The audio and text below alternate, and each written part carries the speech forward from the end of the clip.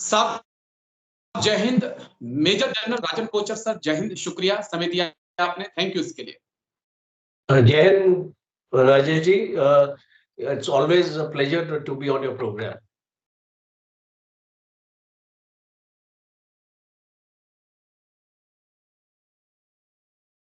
PLA के उनका एक बयान सामने आया, वो कहते हैं कि भारत और चीन सीमा विवाद को सुलझाने के बेहद करीब पहुंच चुके हैं। तो मेरे मन में कई सवाल आए कि उनका जवाब मैं आपसे तलाशूं, क्योंकि चीन इस्लामी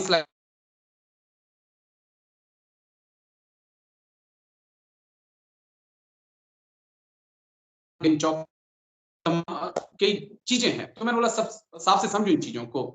क्या हम चीन पे भरोसा कर सकते हैं? क्या जो स्थिति 2020 से पहले की थी, क्या वहां पर चीन वापस लौट सकता है? सर क्या देख रहे हैं? राजेश जी, जो हमारा चाइना के साथ एक्सपीरियंस बोलता है, जो हमने हमने ऑब्जर्व किया, इतने सालों से हम चाइना के साथ डील कर रहे हैं। तो हम आप जानते हैं 2014 में शी जिनपिंग भारत आए थे और उसकी इमिडिएटली बाद चूमर हुआ था। और मोदी जी के साथ बड़े अच्छे अच्छे वो जो फोटोज लिए गए थे, बीच के ऊपर चल रहे थे, इकट्ठे चल रहे थे, झूला झूल रहे थे, इस टाइप के। तो अब हम चाइना को कभी भी, मैं अपने सारे जो भी मेरे से पूछते हैं मैं उनको ये बताता हूँ कि फेस वैल्यू पे अब मत लीजिए चाइनीज को। बिकॉज जो भी चाइना स्टेटमेंट देता है वो एक टेम्पररी स्टेटमेंट होती है, जिसको हम फौज में टैक्टिकल मूव बोलते हैं।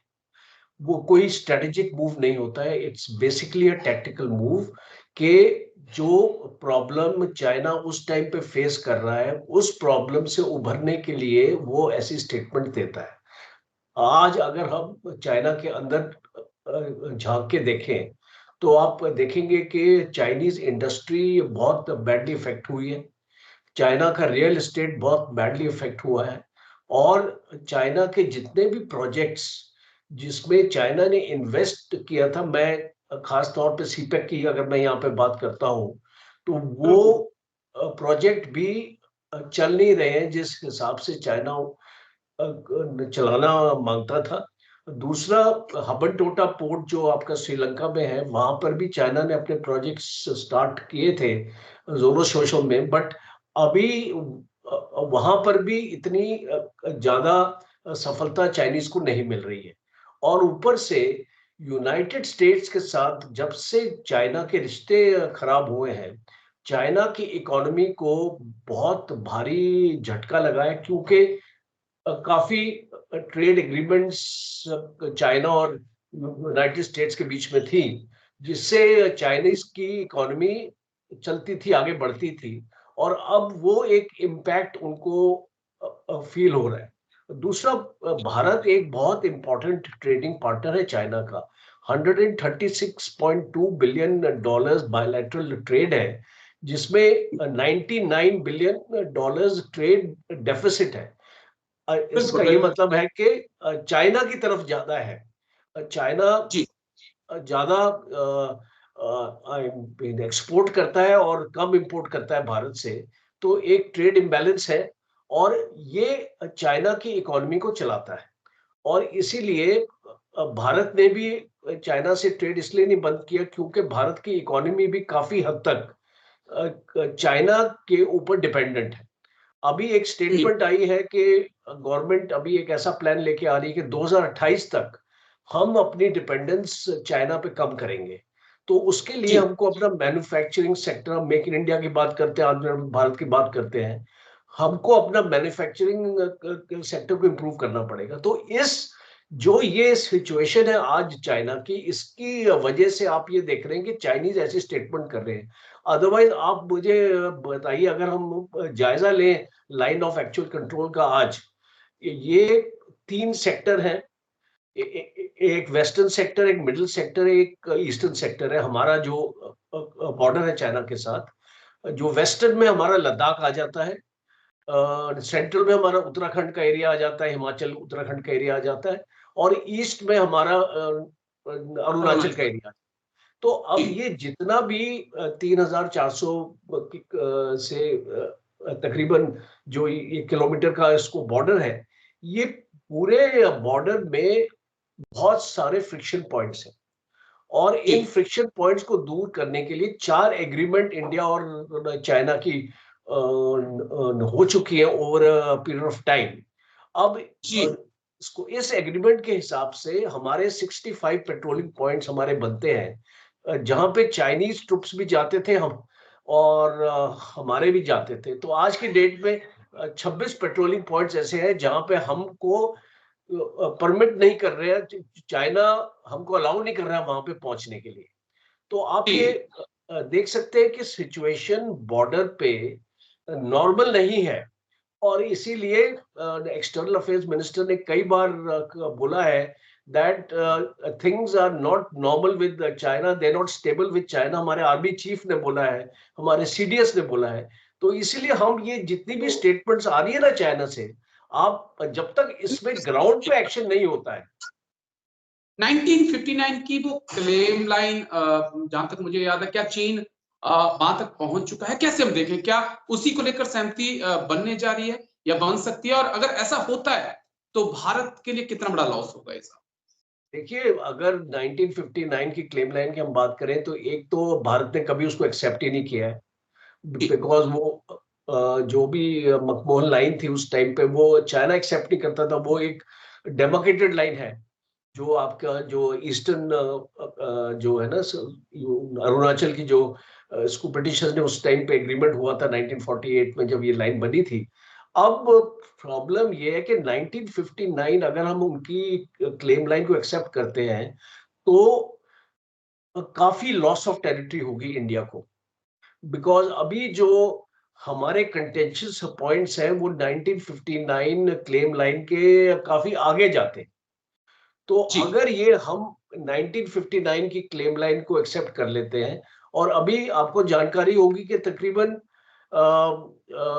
1,000 स्क्वायर किलोमीटर तो चाइना ने ऑलरेडी उस क्लेम लाइन की तरफ आ चुके हैं और काफी पॉइंट्स ऐसे अगर आप उसको मैप के ऊपर एनालाइज करेंगे तो काफी पॉइंट्स ऐसे हैं जो 1959 क्लेम लाइन के पास आ चुके हैं। तो अगर हम आज की डेट में स्टेटस को माने, इंडिया एक्चुअली बोलता है 2020 का स्टेटस को होना चाहिए, चाइना इज सेइंग कि आज का स्टेटस को आप लीजिए। और अगर हम आज के स्टेटस को माने तो उसमें इंडिया को काफी लॉस होगा और मुझे नहीं लगता कि इंडिया ये इसको एक्सेप्ट करेगा और जो पूरी तरीके से एक्सेप्ट करेगा। कुछ एरियाज में हम एक गिव एंड टेक अपना कर सकते हैं, खास तौर पे देपसांग प्लेन और डेमचौक की ये दो स्ट्रेटेजिक एरियाज हैं जहां पे शायद इंडिया जो थोड़ा बहुत इनसे बार्टर वगैरह आगे पीछे हो सकता है, बट बाकी एरियाज में नहीं लगता मुझे। अरुणाचल और ये सारे जो एरियाज में है ये इंडिया इसके ऊपर मानने वाला नहीं। 2 पॉइंट आपसे बहुत बड़े अहम समझना चाहूंगा, क्योंकि अक्साई चीन भारत का ही हिस्सा है और वहां से चीन के तमाम हाईवेज निकल रहे हैं। अक्साई चीन की बात करें या डेपसांग डेमचौक की बात करें, जहां पर चीन मौजूदा वक्त में बैठा है, अगर यहाँ से पीछे वो नहीं हटता है, गोगरा पोस्ट की बात करूं, हॉट स्प्रिंग की बात करूं, तो कहा जा रहा है कि सियाचिन ग्लेशियर के लिए भी एक बड़ा खतरा है। एक तरफ से पाकिस्तान है और दूसरी तरफ अब चीन भी नजदीक पहुंच चुका है। तो क्या ये भी एक चिंताजनक पहलू है? भारत को इस लिहाज से भी चीन को पीछे धकेलना होगा। क्लियर करेंगे इसको भी जरा। देखिए, सियाचिन का जो है वो एक एक्सट्रीम काराकोरम जो आपका हाईवे उसकी तरफ सेल्टरो रेंजेस है और वहां पे सियाचिन का एरिया है, उसमें हम लोग काफी एक डोमिनेटिंग जो सिचुएशन में है, इसीलिए पाकिस्तान हमको वहां से अपने हिला नहीं पाया है। बट अगर हम आने वाले वक्त में एक 2 फ्रंट वॉर की बात करते हैं, 2.5 फ्रंट की वॉर की बात करते हैं, तो जो आप बोल रहे हैं उस पे सोचने की जरूरत पड़ेगी, क्योंकि अगर एक 2 प्राउंड अटैक आता है चाइना की तरफ से भी, काराकोरम की तरफ से भी और पाकिस्तान की तरफ से भी, तो वहां पे फिर भारत को अपनी स्थिति को मजबूत करने की जरूरत है। इसलिए आप देख रहे हैं कि एक नई डिवीजन अभी रेज हुई है, 73 इन्फेंट्री डिवीजन, जो इधर आपके इसको लद्दाख बॉर्डर पे रेज हो रही है। तो भारत भी इस चीज को जानता है कि आने वाले वक्त में अगर चाइना अपने आप को कंसोलिडेटेड करता है इस एरियाज में, तो सियाचिन के ऊपर भी एक थ्रेट आने की उम्मीद है। और स्पेशली हमारा जो डीबीओ लिंक है, आपने देखा जो डीबीओ रोड है, वो पूरी इसको वहां तक जाती है, उसको काराकोरम हाईवे तक, और उसको वहां से कनेक्टिविटी मिलती है। और इसलिए आपने देखा कि अभी सेला पास भी अभी इसको बना है, एक अंडरग्राउंड हमने उसको टनलिंग अपना करी है, और एक अटल टनल भी हमारा बना हुआ है। तो इससे चाइना काफी नाराज है।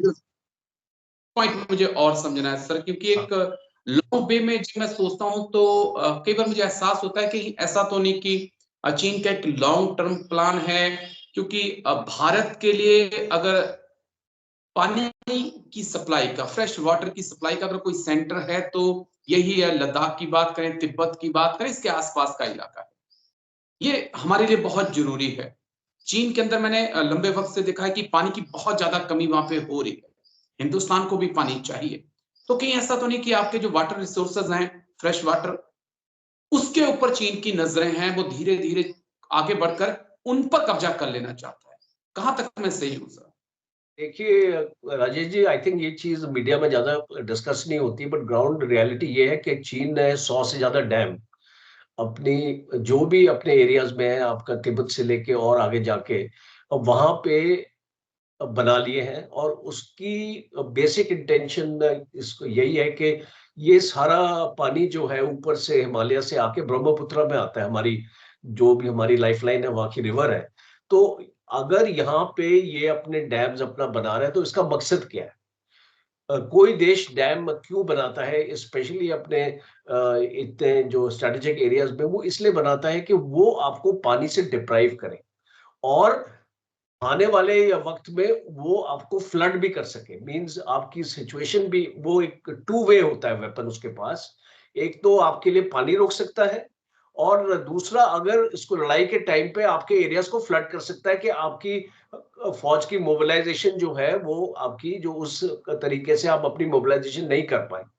तो ये एक बहुत इंपॉर्टेंट मुद्दा है, बिकॉज आने वाले वक्त में वाटर एक बहुत इंपॉर्टेंट जरिया इसको बनेगा, और इसके ऊपर भी लड़ाइयां इसको छिड़ सकती हैं। जैसे कि इंडस वाटर ट्रीटी के बारे में आप जानते हैं कि हमने पाकिस्तान को ज्यादा कंसेशन दे रखे हैं, और अभी टाइम आ गया है कि उस ट्रीटी को भी उसको रिविजिट करने के लिए, कि जितने हमने वहां पे कंसेशन पाकिस्तान को दे रखे, जितना पानी हम अलाउ करते हैं पाकिस्तान में जाने के लिए, उसके ऊपर भी एक रोक होनी चाहिए। और मुझे ऐसा लगता है कि अगर चाइना ऐसी कोई हरकत अगर करेगा यहाँ पे, इसको लद्दाख एरिया में, और इसको डैम्स के साथ और पानी के साथ, तो इंडिया भी एक tit for tat Indus river में भी कर सकता है। तमाम पहलुओं को आपने बहुत बारीकी से समझाया सर।